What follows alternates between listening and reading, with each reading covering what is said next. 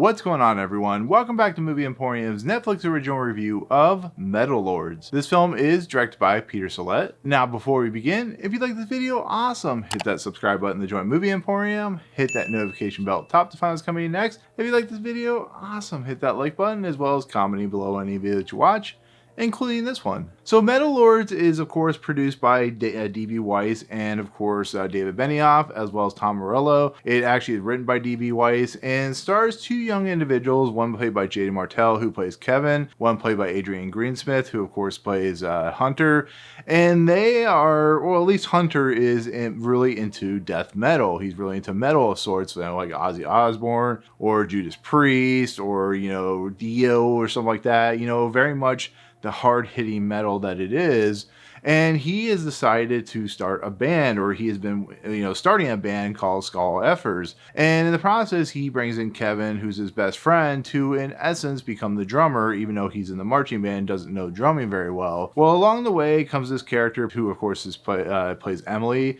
And she's an individual that is from England, and she is very much an outcast like these two other individuals. But she and, of course, Kevin develop a boyfriend-girlfriend relationship, which puts kind of a spike in the middle between the two friendships of Kevin and Hunter. But Hunter is the source of the problems in this movie, and he causes a lot of issues, and because it is very much of today's society, he puts it on himself, basically. And then on top of that, his father's very, very rich, so understand why he's kind of outspoken. But it's a movie that is about outcasts. It's about people who have very much a love interest for a particular genre of either music, film, or whatever you want to be. And in the process, it's a kind of exploration of two friends and how this type of music not only sets them apart, but how it sets on the course of the eventual conclusion to this film. So this was a film that I've been intrigued about for quite a while. The trailers for Netflix movies never usually come out till about a month before, unless it's a bigger movie. But Metal Lords was something that I was intrigued by for the simple fact that we have D.B. Weiss and David Benioff involved, including D.B. Weiss as a screenwriter. We have Peter Sollett, who's actually done some pretty interesting films, but it's also executive produced by Tom Morello of course, Rage Against the Machine. So it has the makings of an entertaining film, and on top of that, it's about individuals that love metal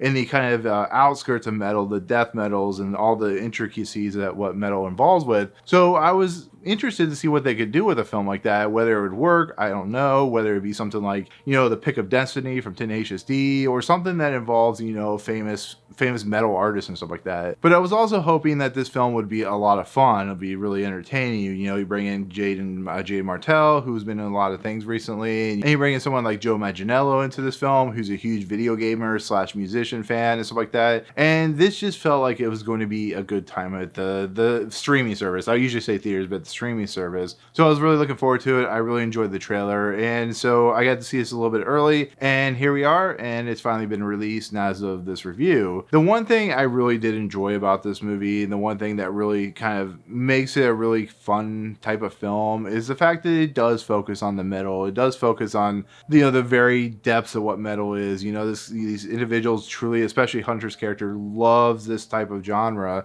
and it really shows. It really shows that Tom Morello and some other artists were involved in kind of creating this atmosphere. It feels like this world is very authentic and realized. So I really, it sung with me because I'm a huge metal fan in a lot of aspects, but it was a film that just really felt authentic and just heartwarming, or just, it was beautiful to watch in a lot of aspects. I love the fact that Hunter's just so ingrained with it, and this feels like an individual that just really just envelops himself in this type of music. What the problem is, though, with this film is a lot of the other stuff.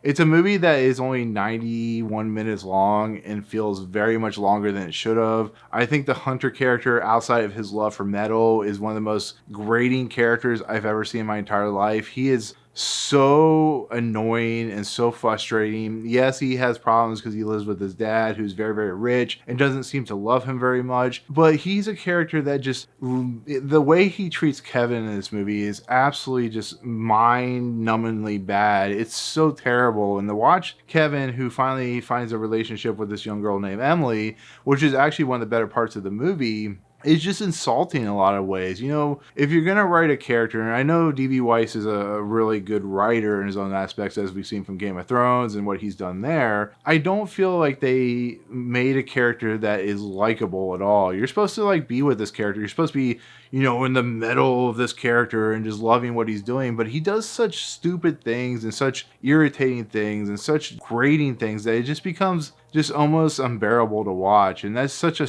it's such an angry thing to see, and it makes it for a much worse experience. Especially, like I said, it's only 91 minutes long, but he makes it feel much longer, and that's just not what you want to see. It's not the fault of the actor. He's doing what he's told, but just the way they wrote this character and the things he does and the way he treats people. I know it's because of his father and the way, you know, his father treats him, but it feels so bothersome. That's just how I gotta look at it. It's just not a very well written character. And Jaeden Martell's character, who plays Kevin, is a very soft-spoken individual, which I don't have a problem with, but he feels like he's being like bullied all the time or mistreated, and I don't think that's really what's happening in this movie. He's just an individual that is a little different from everyone, and you know, they have the stereotype jocks and stuff like that, but for the most part, they kind of leave him alone. They just let him be. You know, sometimes they'll pick on him and stuff like that, but it's not to the extent where I don't think he's getting picked on Facebook or Twitter. I think he's just a reserved kid, and he was in the marching band, so he didn't have to do PE, which I probably would have done. But it's just such a weird character. It really isn't, honestly, until Emily's character comes along that the character of Kevin really starts to click as an individual, that starts to be progressed as a character. I thought Isis Hainsworth was really good in this movie. Yeah, she is a little stereotypical in the crazy woman scenario, but she actually levels and grounds this movie a little bit, to the extent where I really felt that, you know, Kevin's character was given a lot of depth to it. It almost feels like they put her as kind of a anchor point for this character to kind of have him progress into this world. And I really think she did a nice job in the movie. Is it perfect? Like I said, no, but it just feels like she's the most well-rounded character. But I think D.B. Weiss really felt that this character was the most important, and she ends up being the most important later on down the road. But other than that, you know, every other character is just very much a stereotype. Even the teacher's a stereotype, and it's just everything just feels whatever. It really doesn't work in a lot of aspects, and then it goes exactly where you expect it's going to go. It doesn't lean to any new direction. It just goes, here is where we're starting. You've seen where this is going to go, and that's where we're going to end. And then we get to like one point at the end of this movie where we get to our final conclusion, and there's like one more thing that has to happen to Hunter, and it feels so out of place and so not needed in this movie that I'm like, why would you add this in here? You'll know it when you see it. It's very, you'll just know. But I think overall, I think this movie tries to be interesting. It tries to be entertaining.